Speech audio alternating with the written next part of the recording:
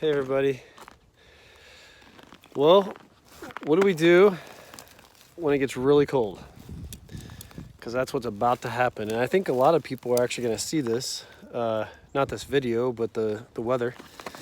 They're going to see, I think they're going to see ice and snow all the way down in Texas. So there's going to be a lot of people that are dealing with this frigid air, frigid cold, for the next week or so. So I thought, what better time than now to do a video on how do we prepare for the cold.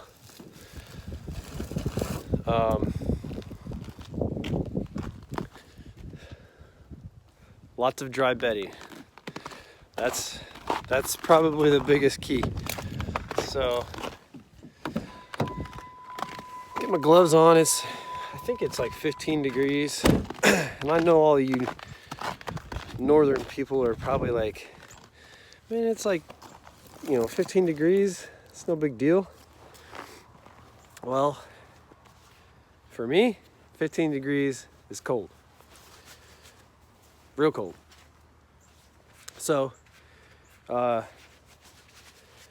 gotta keep these goats warm. How are we gonna do it? I've got a straw supplier. It's wheat straw. The guy, I've probably bought 65 bale from him this year, just because it's been so wet and we've had this cold snap. I've used a lot more straw this year than I normally would.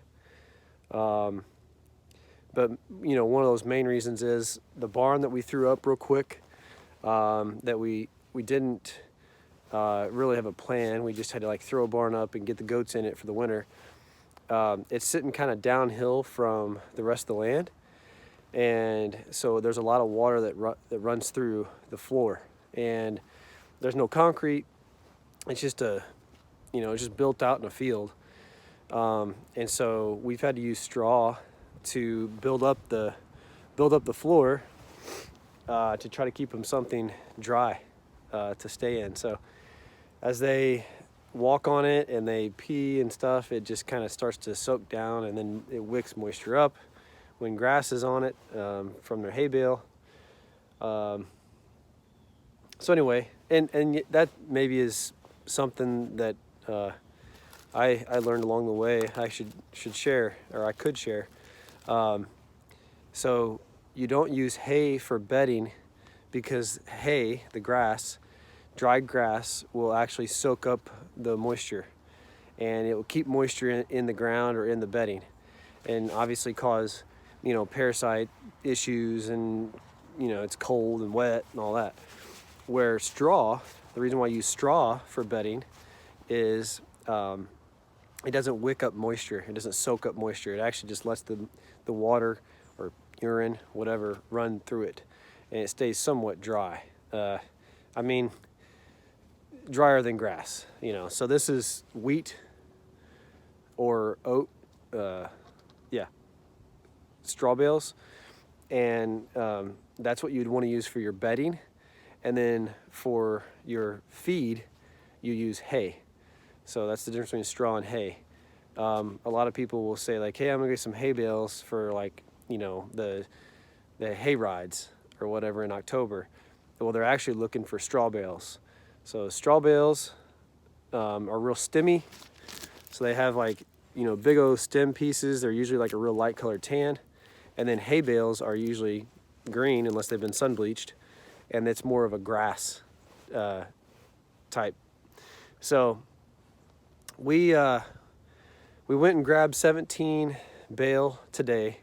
It's supposed to get into I think the 8 degrees or something tonight, and then tomorrow's Saturday here, we will be down into I think 3 degrees. I can't remember exactly, but we are supposed to get down into single digits and then in the negatives, and then we're supposed to get this major storm blizzard. I don't know, 4 inches of snow, possibly 6 inches. I don't know. People down south here, major storm, blizzard, and they're like, wow, that's a lot of snow. And people up north are like, yeah, okay, whatever, dude. So call it what you will, but I think we're supposed to get like 4 to 6 inches of snow.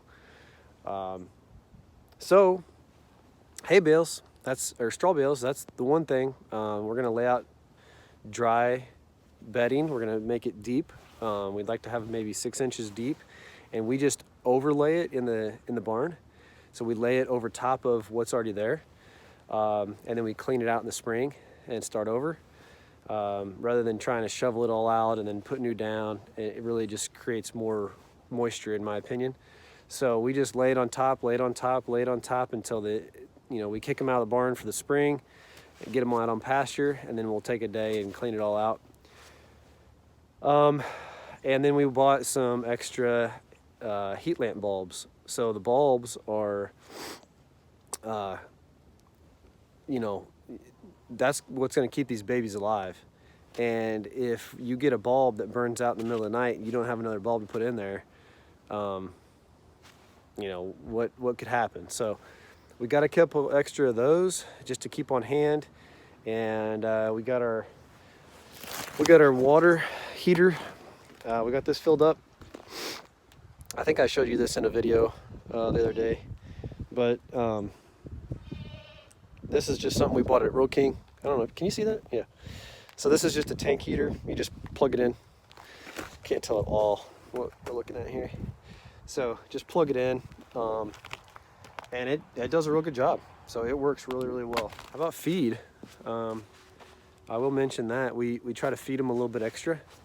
So we'll give them a little bit more grain, keep their bellies full, keep their bellies, the rumens working. We always feed free choice mineral, loose mineral, and we always feed free choice hay. Now come spring and the pasture's grown and we're ready to put them out on pasture, forget the hay. That's the natural hay out there. They're getting it. So you ain't got to worry about that.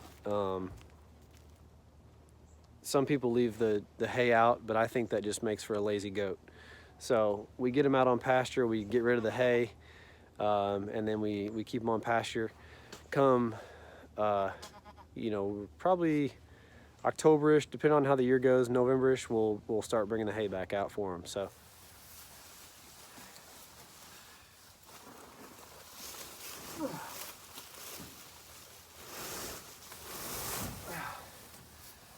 Whew. It's not easy for an old man. What do you think, Rosa?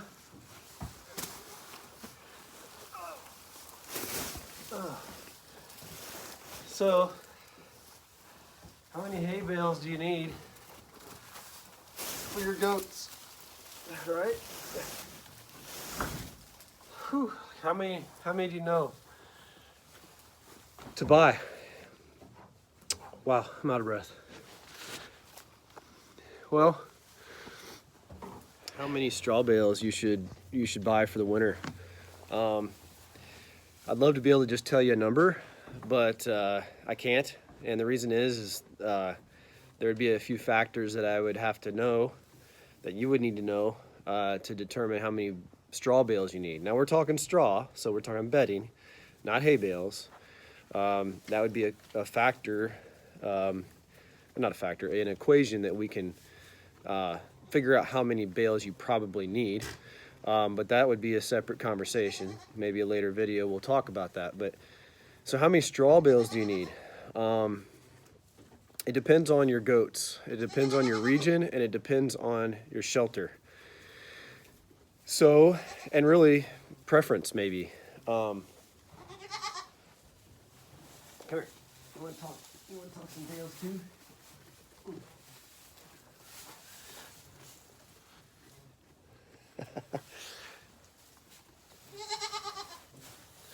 Okay, so we have gone through 65 bales in this winter. We still probably have about 20 bales we haven't used, but we'll use them.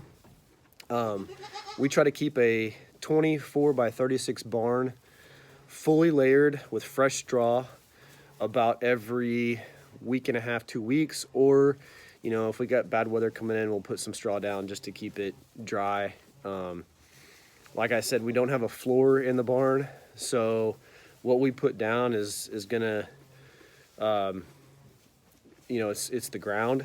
We're putting it on the ground, so water flows through here when it rains, and the bedding needs to be thick enough that they're still dry on top of the water. So the water's running through at the bottom, and we got straw built up all the way up here, and it's still dry. So it's got to be pretty thick here at our barn. So what is that? Probably about 15 bales a month, maybe, that we go through. Because we put down about 5 bales each time we layer a 24 by 36 barn. So, you know, maybe 5, 10 to 15 bales a month. Probably closer to the 15 is where we're at.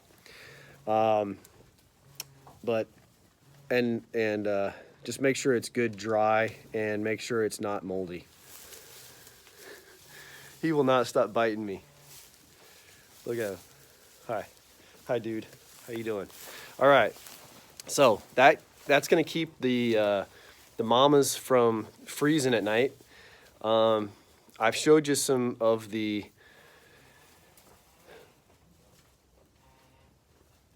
ooh, she might be in labor. She's close, guys. I don't know. I hate for her to kid in these next couple days, but I think she's going to. I sure hope we don't lose more goats. So I'll show you some things to do and some things not to do, but this is one of the things not to do. See how the bottom is in this barrel? All that does is collect the urine and the poop, and it doesn't allow any kind of bedding, you know, any straw in there, and it actually stays kind of cold for them. So that's not the ideal. Spin that barrel a little bit. That's not the ideal thing to do. The ideal thing is to have that bottom cut out of that barrel, and you know, this is approximately 6 to 8 inches wide and about 10 to 12 inches tall is how we cut them. That way the babies can get in there and they can kind of dip down and come up if they have to. Anyway, you want to keep those babies warm with your barrels, keep your lamps on constantly. Heavy, thick bedding, make sure it's dry, draft free. You don't want any air blowing through here. So we're gonna take a canvas drop cloth and we'll actually nail it across here and let it hang down to where they can still eat the hay bale. We'll come down and we'll drop it down to where they can walk underneath it and bring it over here. And what that's gonna do is just allow a little less airflow coming through here. This wind's supposed to be kicking pretty good here in the next couple days. So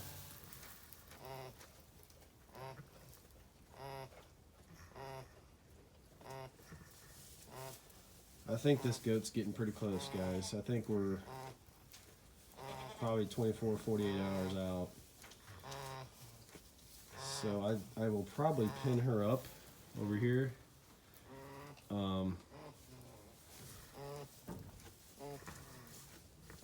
She might even be in early stage of labor.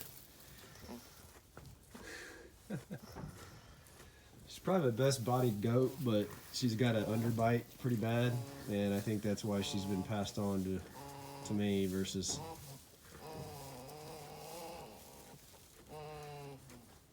Yeah, she's getting close.